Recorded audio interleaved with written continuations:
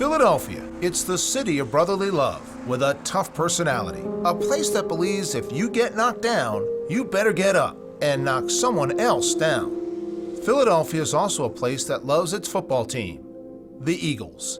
This is the story about one very unusual football fan, a man who overcame huge odds to become a part of that team. A blue-collar kid who made the Eagles roster at the age of 30, becoming the oldest rookie at the time. In 1976, after losing his job and his marriage, 30-year-old Vince Papale, a die-hard season ticket holder, tried out for his team. Could a man his age actually begin an NFL pro football career? It was unheard of and never happened before. No one believed he could do it. No one, that is, except Vince. For a 3-year period, Vince Papale overcame every obstacle in his path, and in doing that, he became Philadelphia's hometown hero. A man who was the definition of invincible. His amazing entry into the game and the effect that story had on his hometown became the stuff of legend. So much that, years later, his career became the subject of a major motion picture starring Mark Wahlberg. This is the true story of Vince Papale, a Philadelphia icon who never gave up on his dreams and inspired a city to chase theirs. A man who refused to be conquered, defeated, or subdued. A man who truly is invincible.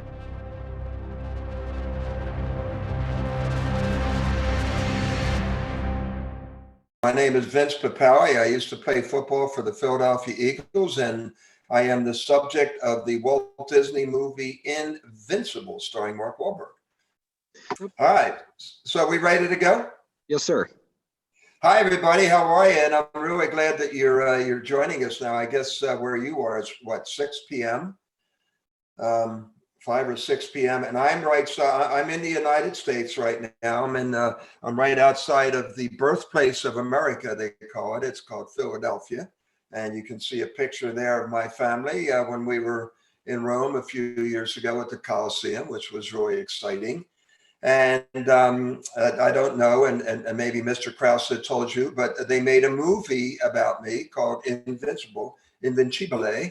And for those of you who are in Italy right now, I am a Cavaliere, and they actually showed the movie in the Parliament, the Italian Parliament in Rome, which was very, very exciting.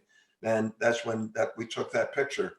So I know we have some students from all over, and I'm so sorry that you're going through what you're going through right now, that you're locked up in your apartments or your homes and not able to move freely about. That's really not fair for somebody, especially your age, but I guess it's the safest thing you have to do. Here in the United States, it's a little bit different. And actually where I go all the way down to the bottom of the United States in Florida. And there's everybody's outside, and it's really nice. So I'm going to try to do what I can to tell you a little bit about my story, because I did something that people said could never been done before. So Mr. Krause, if we go to the next slide and we'll take a look at that. I loved football when I was a kid, and this is what they call American football. And I don't know if you can see the guy with the white jacket all the way up in the corner. And there's a little kid that's right next to him. That's me when I was about 14 years old. I was not even 5 feet tall. I didn't weigh 100 pounds. And my love, let me get rid of this call. Whoa. So at any rate, I'm sorry about that. So and that's my dad right in the middle, the guy with the really, with the funny looking hat. That's my father. And I dreamed that someday I'd be a Philadelphia Eagle, but we can go to the next slide. I would never, ever, ever dream that someday I'd be I'd have a movie made about me. And the name of the movie is, I cannot speak right now. So I'm sorry about that. So at any rate, so that's the name of the movie. It's called Invincible, and it's a Disney movie. And they're my children from way back when we started doing the movie. That's Gabrielle and Vinny, and you'll get a chance to meet him. Vincenzo is my son, and Gabriella. and you'll meet them. You have a picture of them later on when you'll see how much they've changed in the last 20 years, pretty much now. So we'll go to the next slide, if you will, and there they are. You know, there's Gabriella, and Gabriella, she works for the NBA. I don't know if you ever watch pro basketball. Well, my daughter, she does all the entertainment. So that's Gabriella right there. My son Vinny, you see him catching a football. This is the American version of a football right here, and this is what I did, and that's my son Vinny. And believe it or not, Vinny's going to be on national television in the United States tonight, playing football. And this is what motivates me, and what motivates you. You know, what makes you really excited, or what makes you really happy. And, you know, that's what you need to do right now to get through this. And, you know, is it friends? Is it family? Is it playing video games? Is it being creative? Is it reading a book? But whatever it is, you have to get into it, you know, and we say that you can't live a dream on the sidelines, which means you can't live a dream just by sitting down like I'm sitting here. You really have to get involved and be a part of it. So, and there's my kids right there. 20 years ago, I was diagnosed with cancer, believe it or not. And that picture right in the middle is me with my family right before I went in and had my surgery. So obviously I did okay, and everything's fine. So, okay, thanks. We'll go to the next slide now, if you don't mind. And let's see what we got here. Oh, yeah. So anyway, I was that dreamer. And I always say that it's when your dreams come true, your life gets pretty interesting. And my dream did come true. So I thought what I'd do is I'd share a little bit about where I came from, what my roots are, you know, and then I'll share a little bit about my mom and dad. So Mr. Krause, if we go to the next slide, we'll see a picture of them, which is really cool.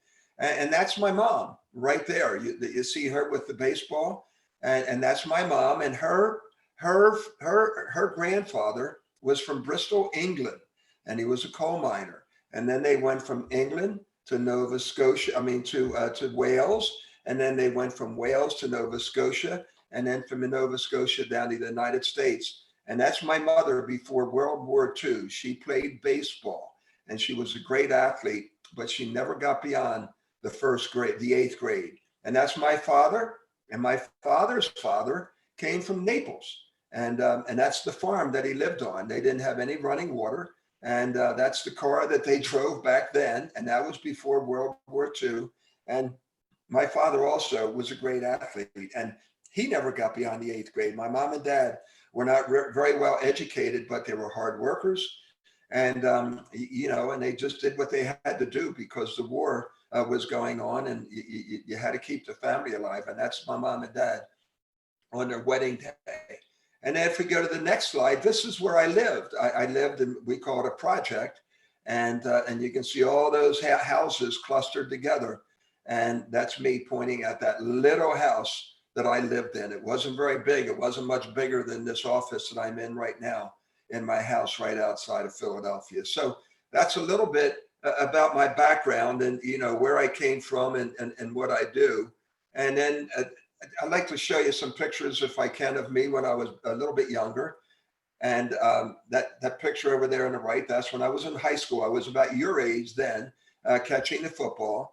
And then I went to college. I went to the university in Philadelphia. It was called St. Joseph's University. And I was a track person. I used to be a pole vaulter. That was the guy that would run down with a pole and put it in the ground and just soar up into the sky. And I was pretty good at it. And that picture that you see right below with the lady, the gymnast, that's my wife, Janet. And Janet is in the movie, in the movie Invincible. They have her not even as that, they have her something different than that. But that's my wife, Janet. She was an Olympic gymnast for the United States of America. Now, I don't know who is really important in your life, your family and your friends and everything else. But to me, aside from my mom and dad, two of the most important people in my life was one that coached that gave me a chance to play for the Philadelphia Eagles. And the other is that young man right there. And his name is Coach Corner. And he's the one that was my school teacher, and he was my coach. And he was the one that believed me in a lot. Because when I was growing up, right before, it was a little bit before your age, my mom suffered from what they called anxiety and depression. and mental illness. And I was having a very, very difficult time coping with that when I was 12 or 13 years old. And that man right there is the one that helped me out and helped me the most. And what happened was, we'll go to the next slide, Mr. Krause. And what happened is that I was trying out for the Philadelphia Eagles when I was 30 years old. I didn't play football in college. And people told me that I was too old. They told me 1,000 different things. And I said, I'm just going to try. And he gave me this quote, and it says, happy are those who dream dreams and are willing to pay the price to make their dreams come true. And paying the price means working harder than everybody else. And right now you're paying the price because of the COVID-19 and the pandemic. And, this is nothing that you did, and it's nothing that you brought on to yourself. It's just something that you have to deal with right now. So you got to continue to work hard. Don't give up. And when you act like that and you have a good attitude, things will happen and really positive in your life. So happy are those who dream dreams and are willing to pay the price to make their dreams come true. So this is pretty cool. This is I used to actually pay to watch my football team, the Philadelphia Eagles, play. And that picture you see right there on the bottom, where my arms out like that, that's me when I was about 24 years old. And I thought, oh man, I could do what they're doing out on the field. I only need to get a shot. And I always say, if you're going to dream, dream big. Now that picture you see up in the top in the corner, that's for me when I was in high school. And then they're all pictures from when I was trying out for the team. So if you're going to dream, you might as well dream big. Why dream little? Because people are going to think you're crazy anyway. So we'll go to the next slide. And these are some of the things that I had to go through when I was trying to do something that nobody's ever done before. And that's to play for the Philadelphia Eagles when I was 30 years old, and then I didn't play football in the university. People said, Vince, you can't do it. And I said, well, why can't I do it? Well, they said, you're not a football player. You're a track. You run track, you pole vault. So how can you do it? And then other people would say, well, you'll get hurt. And others will say, well, you're too weak. You're not strong enough to play football. And then others would say, wait, baby, it's impossible. You can't do it. And well, who are you? You just lived in a project, and your mom and dad never got beyond the eighth grade. And they used to say, your mom's nuts. They used to say that my mom's crazy. And, and the kids would get mad at me because I was faster than them and I worked harder than them. And I got bullied a lot when I was trying out for the team. And I got bullied when I was a kid because of my mother. And they tried to embarrass me because my mom was a little bit different than everybody else because of her anxiety. So it's just what I had to deal with. And I call them the dream killers. But the only thing you can do is you can't let them stop you from doing what you want to do. Right now, what's the biggest dream killer we have? The COVID, right? The pandemic, the fact that you have to stay in your apartment, in your home, wherever you are. That's the dream killer that we have to deal with. And we deal with it here in the United States. And there's a lot of conflict there, but right now it's getting a little bit better, and we're not closed down as much as you are, which is so sad. That really depresses me. So the movie came out 15 years ago. I don't know if you understand American dollars, but it's earned about $1 billion, which is pretty cool. And that scene you saw right there with that little boy that ran in front of the car and picked up the football, and he had number 83 on his jersey. Well, that's my little boy in real life. He's now 24 years old. And Vinny's the one that's playing football tonight in the United States, and he's going to be on national TV. So we're really excited. And you know what? I'm a little nervous actually about Vinny. So he's in the state that they call Indiana, and I can't get out there for the game right now. So, but I'm a little nervous. Just can't wait for the game to start. So there's a picture of my wife Janet, and there's Janet again, and that's her now, and that's a picture of us in our office. And Janet represented the United States of America in gymnastics. In the movie, they had her as a bartender though, because they wanted people to laugh, and they had her as what they call a Giants fan. But that was right in the back of, right behind my shoulder, my blue shirt. You see the USA. That's the jersey. That's oh, there it is. Yeah, good. and where the pointer is. So that's the jersey she wore. Nice job, Ms. Krause. All right, so we'll go to the next slide and tell you a little bit about you and me. In the movie, that was me actually when I was teaching school. I was 22, 23, 24, 25 years old right then. So, and I spoke, I taught at a school called Interborough. It started with the I, and we were the Bucks, the Buccaneers. So Interborough Bucks. So you see that picture there with the yellow shirt. That was a cake that was given to me by my students when I left teaching school after 6 years to go chase my dream to play in the NFL. So that's a pretty cool picture. It's one of my favorite pictures ever. I love being a school teacher. So, and I hope you could get back into the classroom real soon. All right, so we're going to be wrapping this up real soon, and then I'm going to answer some questions. And there's just a bunch of pictures of our kids when we were shooting the movie. And there's Mark Wahlberg, who is the guy who played me in the movie. You just saw him. And there's Vinny and Gabriella. Vinny with the shirt that he wore when he picked up the football. And Gabriella, that's the one you saw earlier that works for the NBA, the Philadelphia 76ers. Gabriella was also in that scene. You just couldn't see her in the background. So, and Mark Wahlberg, that's Mark at our house playing the piano. So just some really cool pictures, and that's that was really neat. When they have a movie made about you, you can't even imagine. It's wild. I mean, it's really wild. So all right, so the next scene, and then the next slide, and this is what this something within you is called, you know, and they call it potential. And the guy that you see right there, I don't know if you can, in the green shirts, and the guy in the white shirt, that was my coach. His name was Dick Vermeil. And he gave me the opportunity of a lifetime.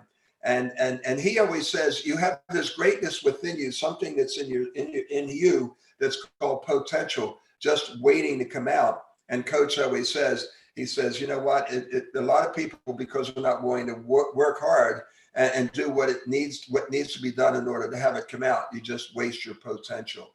And then there's a big coach that we had, his name is Vince Lombardi, the guy right there where the pointer is. And he just said, if somebody says, what's potential? It said, it's something you haven't done yet. It ain't been done yet. And that's Vince Lombardi. And it's right there within you. And I don't care how old you are, whether you're 13, 15, 18, 60, 70, you know, it's just never too late to have that potential come out and have that greatness come out and get into the game. So the point is, you know, how do you do that? You know, we'll go to the next slide. And we'll pretty much wrap it up for this and answer some questions is, you know, what do you have to do? Well, when you have a chance to do something, one is be prepared. And, you know, when people say that you can't do something, you say, yes, I can. Well, how can you be invincible? Well, you know, you can be invincible by helping others, especially right now with all that's going on. Study hard. It's right. I'm sure it's so easy to quit. You can get so depressed with everything that's happening that, you know, you can't ever quit, you know, and be a leader and let people see that you study hard. You never quit. You have a great attitude. Are you afraid that you're going to get sick? You know, you're young, and so you should be okay. So don't be afraid of that, you know, and don't be, you know, just continue to work hard. Respect people for what they are, regardless of where they come from, what country, what their nationality is, what their race is, what their color, their sex, their gender. Respect everybody as if they're your best friend. And it's as simple as that. Trust people and make sure that people trust you. And what I always say is, you know, be part of a team if you can, when you're allowed to get back outside and when you play soccer or baseball or football or basketball, whatever it might be. And then finally, at the bottom, it says, and be a leader, of course, win the day. Make today a day that's going to be your best day ever. And if you do that, tomorrow will be a better day, and the next day will be a better day, and it continues to do that. And that's, to me, what it takes to be invincible. More than anything, it's, you know, make sure that you're trusting and just treat everybody with respect. And that's the way to stay invincible. And don't let anybody tell you that you can't do it. And then I think we're going to wrap it up with this slide here, and there it is. And there's a picture right there, that picture where these two guys, they have their heads going back and forth, and this is, I'm going to show you that. I'm going to show you something. This is that's called The Last Laugh, and that picture is called The Last Laugh because we was laughing so hard. And we actually wrote a book in the United States called The Last Laugh. So that's that. And then the picture with me with the yellow, that's when I was told that I was the best player at my position ever in the history of the Philadelphia Eagles. So these are some of the things we talked about, about having a dream and making an impact on people's lives, taking advantage of opportunity, not being afraid to pay the price. We talked about the greatness within you, and that's potential. And here's a really simple formula for you to become the best person you can be is make sure you have a game plan. And every once in a while, you're going to have to change it. Know what you're up against right now. We know we're up against this illness, this sickness, this flu, but there's other things that you're going to be up against. One of the worst things is to have a bad attitude and just be the best you can be. Just be the best you can be and continue to dream big and hold fast to your dreams. And the reason why is because when you're your age, you are invincible. So don't ever quit. Don't let anybody tell you there's something that you believe that you are, that you aren't what you believe that you are. And there's a lot of that going on right now in the United States, and it saddens me greatly. But just love people and love everybody, and everything's going to be fine. So, Mr. Krause, I'm pretty much done there. So if we want to answer any questions, I'd love to do it. I don't Absolutely. know. And that was a phenomenal job. And I don't know if you guys have seen the movie or you just read about his story, but I highly recommend watching the movie. It's a true testament to the human spirit. And, we've spoken to like special forces people, and I think you can actually probably speak on this a little bit about when people feel like giving up, there's actually a lot more left in them, a lot more fight in them to keep going. Did you have that where you felt like giving up, but you scraped deep down to keep persevering? Yeah, well, you know what it was? I was afraid, first of all, I didn't want to disappoint myself because I have a high standard for some things that I do. That was number one. And the other thing is I know a lot of people were depending on me or counting on me to do it. If I didn't make the team, or if that would have been okay if I worked as hard as I could possibly do. So I didn't want to let my father down. I didn't want to let my family down. I didn't want to let my friends down. But most importantly, I didn't want to let myself down. And there were times when I wanted to say, oh, I don't know, what am I crazy? But there was that inner voice in me just kept saying, no, you can't quit. You got to hang on. You got to hang on. And well, you know what? I hung on and made the team. And they made the movie. So you just never know, you just never know. And that's that. But did I think about quitting? You're darn right I did. But I just wouldn't allow myself to do that. I had too many people that I were really pissed off. So I didn't do it. There's a lot of pressure, unimaginable pressure. I can imagine you have a school, an entire city behind you, probably in the news a lot. We have a question from Gerard in Spain. He has a couple of good questions. We hope you don't mind. Gerard, you should be able to unmute to ask your questions. Yeah, thank you. I have two questions. The first one is, how has football changed your life? And in which team does your son play? What was the second question? In which team does your son play? Oh, okay. My son plays on a team called the Crusaders. It's what they call the Spring Football League. And what it is, it's a league where a lot of people from the NFL watch it because Vinny wants to get in the NFL.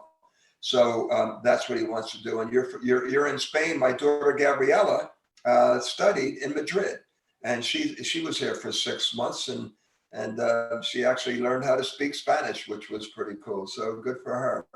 And what was the first question about? How's football changed my life? Yeah, like basically how did it have an influence on you? Oh, how did the influence that it had on me? Well, sports have always had a great influence on me because that was the way. I don't know if you know what it means to establish your identity, but I was always a pretty good athlete. I was very fast when I was a kid. And sports were the things that gave me confidence. So I think more than anything, football or anything else like that, it gave me confidence to think that, if I can do that and compete at that level in sports, I can do anything. And that's how that was, I think, the biggest influence it made in my life. How's the weather out there, by the way? Here, let me go ahead and mute our guest. Apologies for having some technical. That's all right. So we're going to go with Lucrezia. She's in Italy, and you spoke to her last year. Lucrezia, you should be able to ask. You had some pretty good questions. Yeah. Hi, Vince. Hi. I already had the pleasure to meet you a year ago. Oh, that was so much fun. Thank you. Yeah, you inspired me a lot with your words. And my question is, where did you find the strength to keep going, even in the worst moments? I think from my mother. I really do. I think from, and my father. They did not have the best lives with all that was going on. My father with work and my mother with her sickness and illness. But you know what? They never, ever, ever quit. And I really believe that I got that strength from them. And also from that coach, my football coach, that he wouldn't let me quit. And there were times when I just didn't want to do it. And he just kept pushing me and pushing me. But I really got that inner strength. It's just, I got lucky genes from my Italian father, my British mother. So that's where I got it from. That's a great question. Thank you. Thank you. We have too. Thanks. a couple of questions. What's it like? I mean, what's it like to be in your environment? I just can't imagine it. You know, I'm gonna go outside, and it's a beautiful day here. It's a I don't know if you understand degrees, but it's about 75 degrees. The sky is blue, and Jesus. So we'll go ahead and we'll go with a couple more student questions, then we'll let you go. Cecilia had some questions for you. Cecilia, you should be able to unmute to ask. Yes. Hi, I'm Cecilia. I have two questions. The first one is, how did you feel the first time you saw yourself in the big screen, in a film, in a movie? Cried. And the second one is, was the team an important thing in your life path? The team, the football team, or the team in general? Well, first of all, you know, to see myself in a movie the first time I saw the movie, and it was like, oh my God, I couldn't believe it was me. Because Cecilia, I was there every day. If I took you downstairs and I showed you all this stuff that I have from when we were shooting the movie, it was pretty crazy. And I was there every day. So, and the way they shoot a movie, if you've ever seen it, you know, they just do a little bit here, do a little bit there, and they don't do it in order. It's not like it doesn't flow like this. It goes all over the place, you know? And so the first time I saw it, and then I realized, oh my God, the movie's about me. You know, I'm watching it being shot, and it just didn't even appeal that it was going to be about me. And you know, football with football and that life in general. What was the other part of the question? Was the team an important thing in your life path, in your path? Yes, absolutely. A very important part of my life, because if I hadn't done that, I'd never have the opportunity to talk to you. And what could be better than this? I was so excited when Mr. Krause asked me to talk to you again and to be a part of this. And maybe how many are watching and who will watch later on when we see the recording. And it's just given me a chance that I've been able now, because of football, to travel all over the world, to do things that I've never done before. And also then with the movie, it just went from here up to here, you know, and you know, again, just being knighted by the Italian Parliament as a Cavaliere. And it's been really crazy. Football has been an important part of my life, but you know, it's the most important part of my life right now. It's my Gabriella, it's Vincenzo, and it's Janet, you know, the lady that's in the other side of this wall here. So we're going out and going to go take my mother-in-law out for Mother's Day today, because we were away. So thank you. That was a great, great question. Thanks, Cecilia. Well, first of all, before we let you go, if you could thank your family for letting us borrow you for a few minutes, we really appreciate it, and we're so excited to continue to keep up with everything you're doing. We know there's VincePapale.com. Is there any other way that they can follow you on social media or kind of keep track with all the stuff that you're working on? Yeah, and you can on the Instagram. Instagram's probably the best way to go, and it's Vince Papale 83 is my Instagram. I don't do Twitter anymore. Twitter people get a little crazy. Yeah, we'll put Yeah. all that information out for everyone who's watching this. I'll embed that in the video. And then before we let you go, is there any advice that you could give to these kids as they kind of figure out what they want to do with their lives? Well, first of all, try to learn as much as you can about what you want to be. That's number one. The other, obviously, is don't quit. Right now, it's probably so easy to just say, oh, like the president of the United States just went to a school and he asked the students, what's it like to study through a computer, to do things as we call remote or cyber. And they said, they were so funny. They said, well, if we don't want to listen, we'll just turn the sound off. For every once in a while, we'll just say that we have an internet problem and we'll take a nap and those kinds of things. And it's so difficult to do what you're doing right now. And I would just hang in there and surround yourself with people who are positive. Be passionate what you believe in. Try new things. Experiment. Don't worry about it not happening. It's called Don't Be Afraid of Failure. And just keep dreaming. Dream big.